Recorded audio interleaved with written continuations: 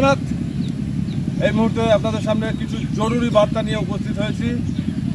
আমাদের বাংলায় এখন প্রবল জনস্রোত চলছে, জনস্রোত, এবং সেই সঙ্গে শুরু হয়েছে জলপ্লাবন, জলস্রোত, দুটো একাকার হয়ে গেছে, জনস্রোত এবং জলস্রোত। এবং ঠিক এরকম একটা দুর্যোগপূর্ণ পরিস্থিতিতে আমাদের বাংলায় তিহার জেল থেকে 25 মাস পরে ফিরে এলেন অনুব্রত মণ্ডল। বীরভূমের বাঘ বলা হয় না, আমি বলছি না, এটা ফিরাদ হাকিম বলেছেন যে বীরভূমের বাঘ ফিরে এলেন। তো এটার ভেতরে আপনারা কোনো ইঙ্গিত পাচ্ছেন কি? আমার মনে হচ্ছে কোনো একটা ইঙ্গিত হচ্ছে। বৃষ্টি পড়ছে, বিটুখানে আমায় সময় দিন, আমি রেনকোটটা পরে নিই। খুব বৃষ্টি পড়ছে এখানে। আমি বলবো আমার ক্যামেরা পার্সনকে একটু বাইরের দিকটা ঘুরিয়ে দেখাতে। আর এই মুহূর্তে আমি রেনকোট পরে নিয়েছি, পরে নিতে বাধ্য হয়েছি। আর একটা ভৌতিক স্কুল, হন্টেড স্কুলে কিন্তু আমি দাঁড়িয়ে আছি। তো এই স্কুলটার ভিডিও আপনাদের দেবো আমি খুব শীঘ্রই। তবে বলে রাখি, আগের চ্যানেল মানে পেত্তার চিত্তি বিশ্বনাথে এই স্কুলের ভিডিও ছিল, যারা দেখেছেন তাদের একবার মনে করিয়ে দিলাম। কিন্তু মেন কথায় আসি, এখন মেন যে বিষয়টা, সে কথায় আসি। বাইরে তুমুল বৃষ্টি হচ্ছে। তো এই জলস্রোত এবং জনস্রোত, এই দুটির মধ্যেখানে এরকম একটা দুর্যোগপূর্ণ অবস্থায় বাংলায় যখন এরকম একটা দুর্যোগ চলছে, ঠিক তখনই আমাদের যে তিহার জেল, সেখান থেকে প্রায় 25 মাস জেলবন্দি জীবন কাটিয়ে কেষ্ট মণ্ডল ওঠে অনুব্রত মণ্ডল ফিরে এলেন বাংলায়। ফিরাদ হাকিম বললেন বীরভূমের বাঘ ফিরে এলেন। তো যাই হোক, সেটা ব্যাপারটা যাই হোক, 25 মাস একটা সময় জেলে কাটিয়ে আসা এবং তাকে এখনো অপরাধী বলে চিহ্নিত করতে পারলো না, এটা আমার কাছে একটু খুব মানে জটিল লাগছে, গড়বেড়ে লাগছে। আমি একটু আপনাদের কাছে প্রশ্নটা রাখি। আচ্ছা, আমরা তো জানি যে 90 দিনের চার্জশিট দিতে হয়। কোনো অপরাধীকে ধরলে 90 দিনের চার্জশিট দিতে হবে এবং তার মধ্যেই তার অপরাধ বা নিরপরাধ সবটা লেখা থাকে এবং সেই হিসাবে আদালতে বিচার হয়। তারপরে তার পানিশমেন্ট নির্ধারণ হয়, অথবা যদি সে নিরপরাধ হয় তবে তাকে ছেড়ে দেওয়া হয়। তো এক্ষেত্রে কি ঘটলো আমি তো বুঝতে পারছি না, আমার কাছে জটিলতা লাগছে। দুটো প্রশ্ন আমি আপনাদের কাছে রাখছি। তাহলে কি বলবো অনুব্রত মামলাটি বা এই বিষয়টি সেটিং হয়ে গেল, তাই তিনি ছাড়া পেলেন 25 মাস পরে?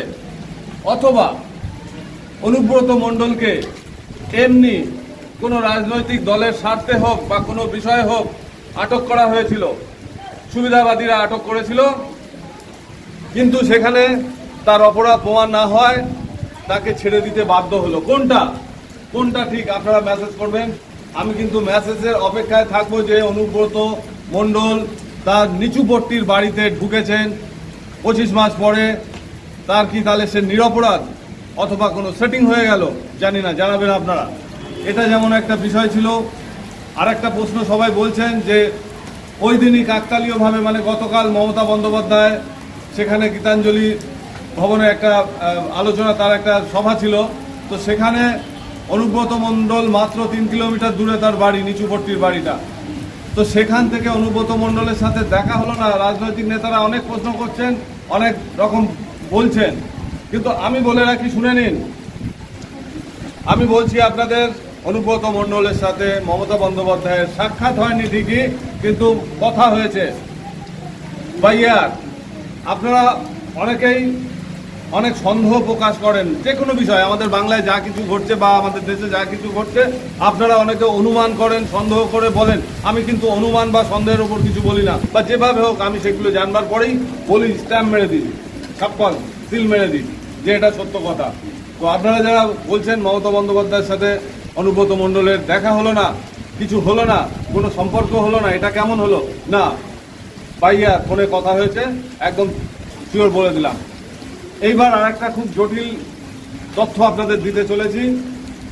সেটা হচ্ছে, আপনারা দেখেছেন বিগত প্ল্যানচেটে ডক্টর অভয়ার বিদেহী আত্মা বেশ কিছু নাম এনে দিয়েছিলেন, বেশ কয়েকটা অক্ষর দিয়ে, অদ্যাক্ষর দিয়ে নাম বলেছিলেন।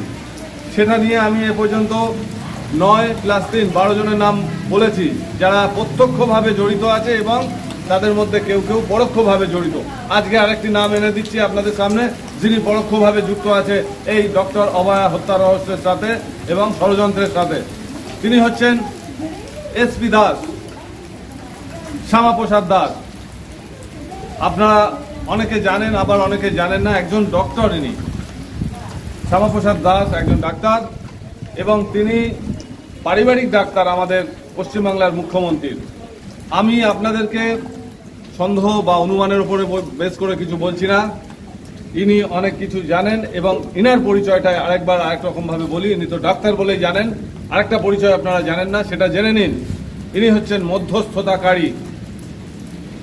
মধ্যস্থতাকারী যেমন দেখেন না, শাকসবজি, ফলমূল, বাজার, কৃষিজাত দ্রব্য বেচা কেনার জন্য মাঝখানে ফোড়েরা থাকে, ফোড়ে। তা এসপি দাস হচ্ছেন একজন ফোড়ের মতনই বলা যায়, মধ্যস্থতাকারী কিন্তু কুচক্রী।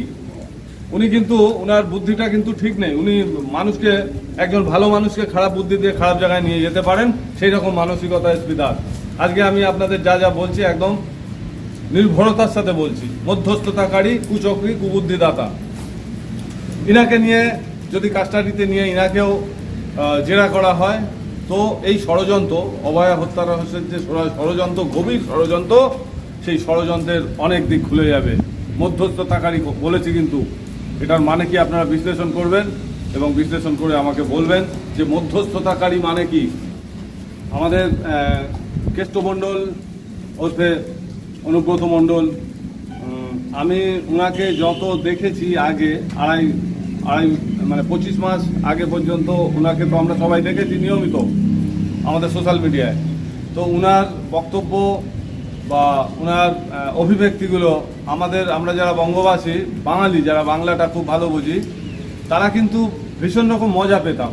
সত্য কথা, এটা নির্ভেজাল মজা পেতাম। কিন্তু ওনার ডায়লগ, ওনার বক্তব্য, ওনার কথা বলবার এক্সপ্রেশন, এগুলো কিন্তু আমাদের সবাইকে, এটা কেউ বলতে পারবো না, সে ওনার দলের লোক হোক বা বিপরীত দলের লোক হোক, যে রাজনৈতিক লোক হোক, সবাই কিন্তু ওনার কথাটাকে খুব মানে আনন্দ পেতেন। কিন্তু উনি ফিরে এলেন, এটা অবশ্যই নিশ্চয়ই ভালো। তার পরিবারে তার একটি মাত্র মেয়ে, মা মরা মেয়ে, বাবাকে এইভাবে জেলে আটকানো বা তাকেও আটকে দেওয়া, এটা আমার কাছে খারাপ লেগেছিল। যাদের মেয়ে আছে তারা এটা ফিল করেন, তো এই জিনিসটা আমার খারাপ লেগেছিল। তবে আমি একটা কথাই বলবো, অনুব্রত মণ্ডলকে, আপনি বীরভূমের বাঘ হন, কিন্তু সেই বাঘটা যেন সাধারণ মানুষের উপরে আপনার ব্যাঘ্রপনা কিন্তু দেখাবেন না প্লিজ। আপনি বাঘ ঠিক আছে, আমাদের বাংলার তো রয়্যাল বেঙ্গল টাইগার বিখ্যাত, ভারত বিখ্যাত শুধু না, পৃথিবী বিখ্যাত। তো বাংলায় না হয় অনুব্রত মণ্ডলও একজন বাঘ থাকলেন, কিন্তু সবসময় আমি এটাই আপনার কাছে বলবো যে আপনি মানুষের জন্য হন। যেটা পাস্ট হয়ে গেছে, যে তর্ক আপনাকে নিয়ে হয়েছে, সব মুছে ফেলুন। আরও একজনকে বাংলার বাঘ বলে জানি, আমি আর নাম বললাম না, আপনারা বলবেন, কমেন্টসে লিখবেন যে আমরা ইতিহাসে কাকে বাংলার বাঘ বলি। তো ফিরাদ হাকিম বলেছেন বীরভূমের বাঘ ফিরে আসছে। তো ঠিক আছে, বীরভূমের বাঘ হয়ে থাকুন, কিন্তু দরিদ্র, নিপীড়িত, নিঃসম্বল মানুষদের পাশে আপনি দাঁড়াবেন, আমার এটা অনুরোধ।